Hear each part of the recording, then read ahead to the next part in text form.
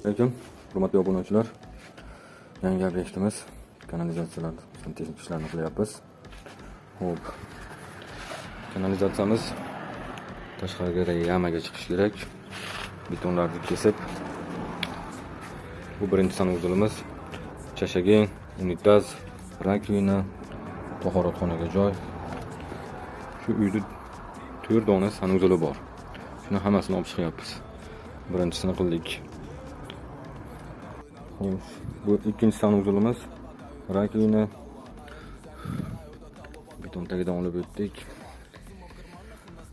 Kasoy treyning bilan bir dona ham atvot ishlatmasdan faqat polatvotlar bilan ishlanyapti.